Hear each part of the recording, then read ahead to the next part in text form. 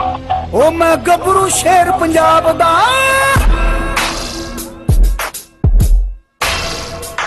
ओ मैं गबरू शेर पंजाब दा, मैनू जग सारा है जानदा। मैं गबरू शेर पंजाब दा, मैनू जग सारा है जानदा। मैं गबरू शेर पंजाब दा, मैनू जग सारा है जानदा। ओ मेरे लोया दुनिया मामदी, मेरा काम पंजाब दा। जी अस्सलाम वालेकुम दोस्तों, welcome to our YouTube channel Punjabi शौक साथ बिस्मिल्ला। दोस्तों वेलकम कहने तुहानू खुशामदीद कहने ते पछतो च पता नहीं की कहते, नहीं तो आप भी कह देना सी। ते तुहाडे अपने यूट्यूब चैनल पंजाबी शौक च दोस्तों मेरे नाल मेरे दोस्त अजीज़ भाई बड़े भी कह लो छोटे कह लो, तो इन्ना ही मुहब्बत करने वाले कि छड्ड गल्लां दिओ। साडी मेहरबानी है जी। सब तो वड्डी गल तुहानू दोस्तों दसां, दिली खुशी इस गल दी कि हनान भाई आस्ट्रेलिया होंदे सीगे, उत्थे दे रिहाइश पजीर सी, हुण पाकिस्तान आए ने, साडी गलबात होंदी रहनी। इत्थे तक कि मैं अपनी एक पिछे वीलॉग बनाया अरसलान भाई फैसलाबादी दा, नीचे लिंक डिस्क्रिप्शन तुहानू मिल जाएगा, उपर चैनल का नाम लिखिया भी आ रहा होना।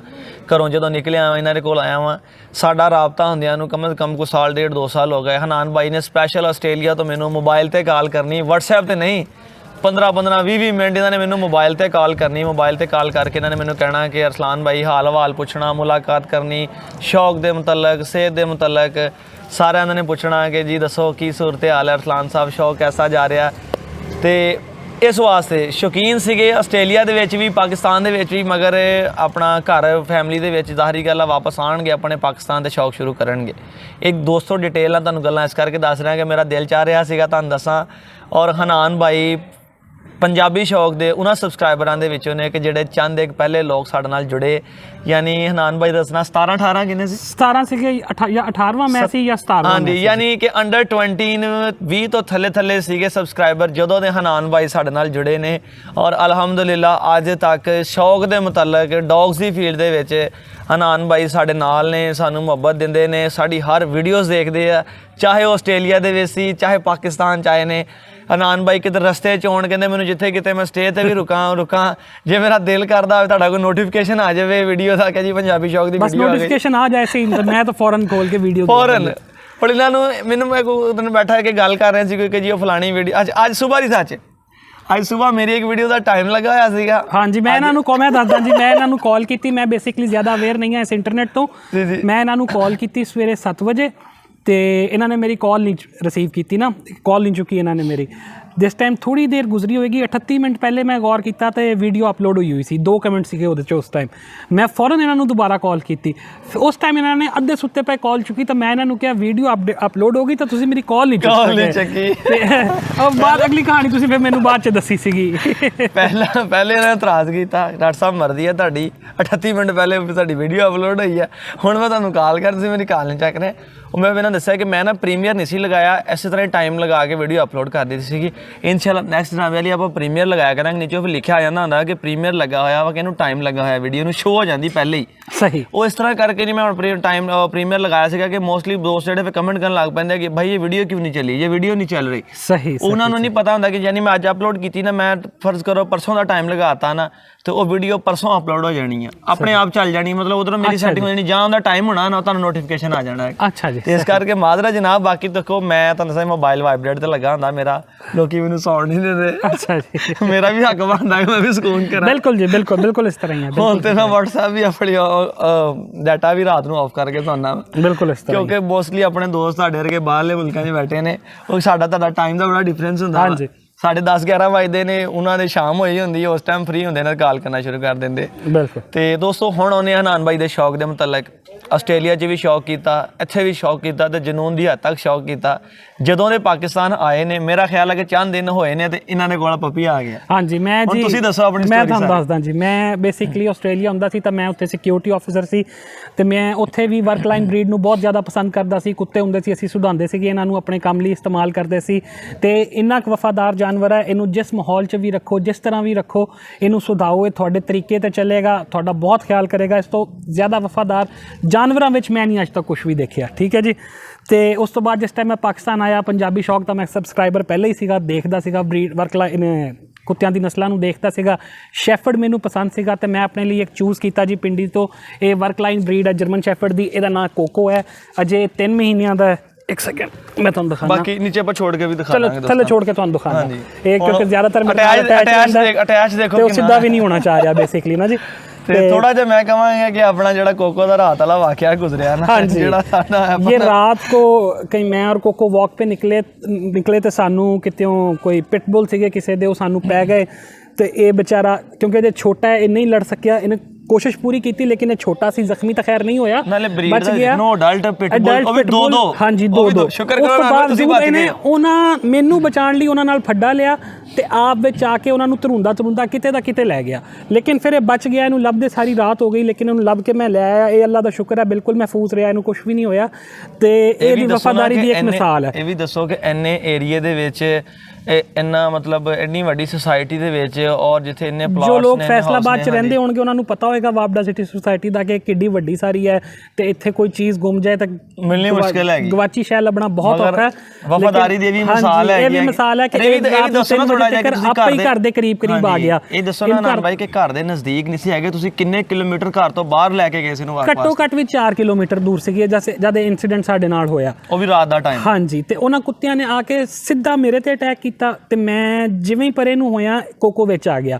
ਇਹਨੇ ਆ ਕੇ ਇਹ 3 ਮਹੀਨਿਆਂ ਦਾ ਕਤੂਰਾ ਹੈ, ਅਜੇ 3 ਮਹੀਨਿਆਂ ਦਾ। ਕੀ ਵਰਕ ਹੈ? ਇਹ ਵਰਕ ਲਾਈਨ ਬਰੀਡ ਹੈ, ਇਹਨੂੰ ਪਤਾ ਮੈਂ ਕੀ ਕੰਮ ਕਰਨਾ ਹੈ। ਡਿਫੈਂਡ ਕੀਤਾ ਹਾਂਜੀ, ਸ਼ੋ ਕੁਆਲਿਟੀ ਦੇ ਸ਼ੈਫਰਡ ਹੁੰਦੇ ਨੇ, ਮੈਂ ਉਹਨਾਂ ਨੂੰ ਬੁਰਾ ਨਹੀਂ ਕਹਿੰਦਾ, ਮੁੰਡੇ ਉਹਨਾਂ ਨੂੰ ਤਿਆਰ ਕਰਦੇ ਨੇ, ਉਹਨਾਂ ਦਾ ਹੋਰ ਸ਼ੌਕ ਹੁੰਦਾ ਹੈ, ਕਰਨਾ ਚਾਹੀਦਾ ਬਿਲਕੁਲ। ਲੇਕਿਨ ਗੱਲ ਉਹੀ ਹੈ ਜੇ ਤੁਹਾਨੂੰ ਕਿਸੇ ਮਤਲਬ ਕਿ ਹਿਫਾਜ਼ਤ ਦੀ ਜਿੱਥੇ ਗੱਲ ਆਵੇ ਉੱਥੇ ਕੁੱਤਾ ਕੰਮ ਆਉਣਾ ਚਾਹੀਦਾ। ਤੁਸੀਂ ਇਹਦੀ ਹਰ ਚੀਜ਼ ਪੂਰੀ ਕਰੋ, ਇਹਦੇ ਨਾਲ ਲਾਡ ਪਿਆਰ ਕਰੋ, ਇਹ ਕਦੇ ਤੁਹਾਨੂੰ ਕਿਸੇ ਚੀਜ਼ ਦਾ ਵੀ ਰਿਗਰੈਟ ਨਹੀਂ ਹੋਏਗਾ। ਇਹ ਪੂਰੀ ਵਫਾਦਾਰੀ ਦੀ ਇੱਕ ਜ਼ਿੰਦਾ ਮਿਸਾਲ ਹੈ ਤੁਹਾਡੇ ਸਾਹਮਣੇ।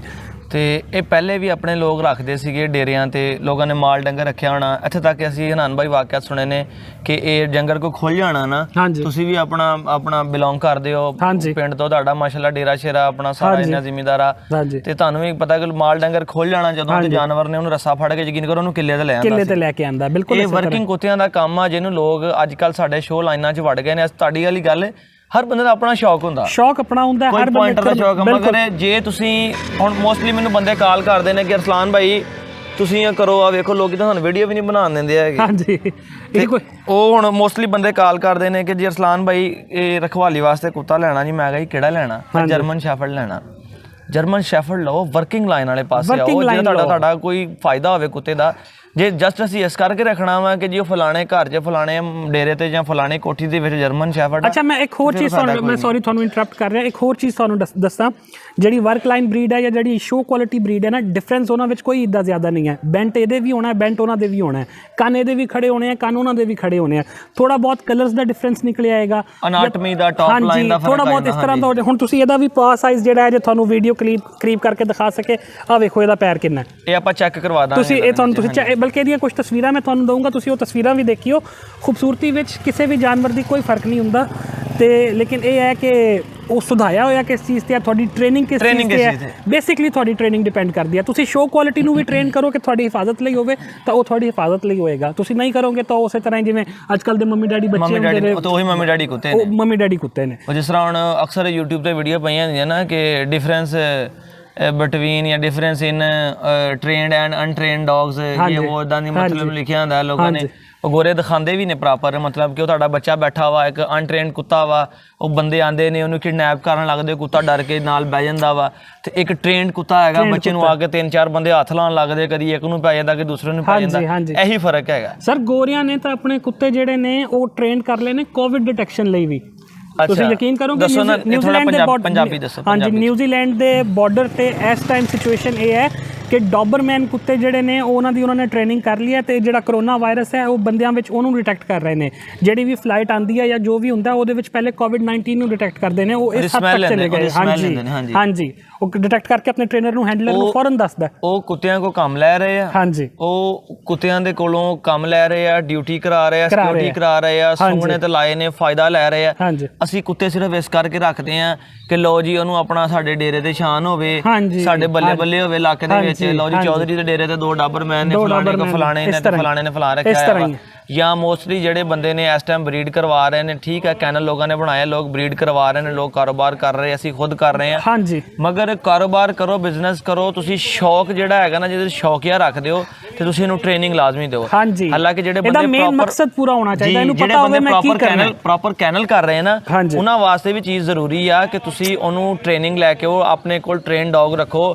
ਕੋਸ਼ਿਸ਼ ਕਰੋ ਕਿ 5-5 6-6 ਮਹੀਨੇ ਦੇ ਜਾਨਵਰ ਤੁਸੀਂ ਟ੍ਰੇਨ ਕਰਕੇ ਦਿਓ। ਦੇਖੋ ਤੁਸੀਂ ਇੱਕ ਕੈਨਲ ਤੇ ਇੰਨਾ 60 ਰੁਪਏ ਦਾ ਖਰਚਾ ਲਾਉਂਦੇ ਹੋ, ਸਾਡਾ ਤੇ ਕੰਮ ਹੈਗਾ ਜਸਟ ਕਹਿ ਲਓ ਕਿ ਅਸੀਂ ਤੁਹਾਨੂੰ ਲੈ ਕੇ ਦੇਣਾ ਵਾ। ਹਾਂਜੀ ਅਸੀਂ ਤੇ ਕੰਮ ਨਹੀਂ ਕਰ ਸਕਦੇ ਹਾਂਜੀ, ਨਾ, ਸਾਡੇ ਕੋਲ ਇੰਨਾ ਟਾਈਮ ਆ, ਕਿਉਂਕਿ ਮੈਂ ਤੁਹਾਨੂੰ ਖੁਦ ਰੱਖਣ ਤੋਂ ਵੀ ਕਾਸਦ ਹੋ ਗਿਆ ਵਾ। ਹਾਂਜੀ। ਕਿਉਂਕਿ ਨਾਨ ਭਾਈ ਅੱਜ ਮੈਂ ਇੱਥੇ ਆ, ਕੱਲ ਮੈਂ ਦਿਲ ਕਰੇ ਇਸਲਾਮਾਬਾਦ ਹੋਵਾਂ, ਹਾਂਜੀ। 2 ਦਿਨ ਲੰਘਣ ਮੇਰੇ ਮੈਂ ਆਪਣਾ ਕਸ਼ਮੀਰ ਚੱਲ ਜਾਵਾਂ, ਪਿੱਛੋਂ ਜਾਨਵਰ ਦੀ ਸੰਭਾਲ ਕਿਹਨੇ ਕਰਨੀ ਹੈ। ਹਾਂਜੀ ਥੋੜਾ ਜਿਹਾ ਟਾਈਮ ਮੰਗੇਗਾ, ਇਹਨੂੰ ਟਾਈਮ ਦਿਓ, ਲੇਕਿਨ ਇਹ ਖੁਦਾ ਨਾ ਖਾਸਤਾ ਕਦੇ ਤੁਹਾਨੂੰ ਜ਼ਿੰਦਗੀ 'ਚ ਜ਼ਰੂਰਤ ਪਈ ਤਾਂ ਇਹ ਉਸ ਟਾਈਮ ਦੀ ਕੀਮਤ ਤੁਹਾਡੀ ਜ਼ਰੂਰ ਪੂਰੀ ਕਰੇਗਾ। ਇਸ ਚੀਜ਼ ਦੀ ਮੈਂ ਤੁਹਾਨੂੰ ਗਾਰੰਟੀ ਦਿੰਦਾ। ਇਹਨੂੰ ਟਾਈਮ ਦਿਓ, ਇਹਨੂੰ ਸਿਖਾਓ ਕਿ ਇਹਨੇ ਕਿਸ ਟਾਈਮ ਕੀ ਕਰਨਾ ਹੈ, ਵਰਕਿੰਗ ਲਾਈਨ ਦੀ ਤੇ ਹਨਾਨ ਭਾਈ ਇਹਦੀ ਹੁਣ ਟ੍ਰੇਨਿੰਗ ਵਾਸਤੇ ਤੁਸੀਂ ਹੁਣ ਇੱਥੇ ਕੋਈ ਪ੍ਰੋਫੈਸ਼ਨਲ ਟ੍ਰੇਨਰ ਹਾਇਰ ਕੀਤਾ ਵਾ? ਨਹੀਂ ਜੀ, ਮੈਂ ਟ੍ਰੇਨਿੰਗ ਇਹਦੀ ਆਪਣੀ ਆਪ ਕਰਦਾ।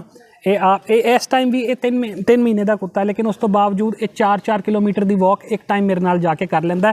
ਉਹਦੇ 'ਚ 45 ਡਿਗਰੀ ਦਾ ਐਂਗਲ ਇਹਦਾ ਹੁੰਦਾ ਤੇ ਪਿੱਛੇ ਮੈਂ ਇਹਦੀ ਸਟ੍ਰੇਟ ਵਿੱਚ ਚੇਨ ਫੜੀ ਹੁੰਦੀ ਹੈ। ਹਾਂਜੀ ਤਾਂ ਇਹ ਬਿਲਕੁਲ ਉਸ ਤਰ੍ਹਾਂ, ਇਹਨੂੰ ਆਪਣਾ ਰਸਤੇ ਸਭ ਕੁਝ ਪਤਾ ਹੁੰਦਾ ਕਿ ਮੈਂ ਕਿੱਥੇ ਕਿਵੇਂ ਤਾਂ ਕਿਸ ਤਰ੍ਹਾਂ ਚੱਲਣਾ। ਜੇ ਮੈਂ ਰਨਿੰਗ ਕਰਨੀ ਹੈ ਤਾਂ ਇਹਨੇ ਮੇਰੇ ਨਾਲ ਰਨਿੰਗ ਕਰਨੀ ਹੈ, ਜੇ ਮੈਂ ਵਾਕ ਕਰਨੀ ਹੈ ਤਾਂ ਇਹਨੇ ਮੇਰੇ ਨਾਲ ਵਾਕ ਕਰਨੀ ਹੈ। ਹਾਂਜੀ ਤੇ ਵਿਦਆਊਟ ਲੀਸ਼ ਵੀ ਤੁਸੀਂ ਹਲੇ ਨੂੰ ਟ੍ਰੇਨ ਕਰ ਰਹੇ ਹੋ ਕਿ ਤੂੰ ਕੋਸ਼ਿਸ਼ ਕਰ ਰਹੇ ਹਾਂ, ਥੋੜਾ ਬਹੁਤ ਕਰ ਰਹੇ ਹਾਂ, ਲੇਕਿਨ ਅਜੇ ਛੋਟਾ ਹੈ, ਜੇ ਇਹ ਸਿੱਖ ਨਹੀਂ ਰਿਹਾ, ਥੋੜਾ ਕਰਕੇ ਸਿੱਖੇਗਾ, ਲੇਕਿਨ ਜਲਦੀ 1-2 ਮਹੀਨੇ ਵਿੱਚ ਇਨਸ਼ਾਅੱਲਾ ਇਹ ਸਿੱਖ ਜਾਏਗਾ। ਇਹਦੇ ਮਤਲਬ ਕਿ ਦੋਸਤਾਂ ਨੂੰ ਦੱਸ ਦਿਓ ਕਿ ਜਾਨਵਰ ਜਦੋਂ ਟ੍ਰੇਨ ਕਰਨਾ ਹੁੰਦਾ ਤੇ ਇੱਕ ਦਿਨ 'ਚ ਸਾਰਾ ਕੁਝ ਨਹੀਂ ਸਿੱਖ ਜਾਂਦਾ, ਟਾਈਮ ਦੇਣਾ ਪੈਂਦਾ। ਉਹੀ ਗੱਲ ਹੈ, ਤੁਹਾਨੂੰ ਟਾਈਮ ਦੇਣਾ ਪਏਗਾ, ਲੇਕਿਨ ਜਿੰਨਾ ਤੁਸੀਂ ਇਹਨੂੰ ਟਾਈਮ ਦੋਗੇ ਉਨਾ ਸਿੱਖੇਗਾ, ਇਹਦੇ ਲਈ ਉਨੀ ਇਹ ਚੀਜ਼ ਫਾਇਦਾਮੰਦ ਹੋਏਗੀ ਔਰ ਉਹਦਾ ਰਿਜ਼ਲਟ ਵੀ ਤੁਹਾਨੂੰ ਮਿਲੇਗਾ ਇਨਸ਼ਾਅੱਲਾ, ਜ਼ਰੂਰ ਮਿਲੇਗਾ, ਬਿਲਕੁਲ ਮਿਲੇਗਾ।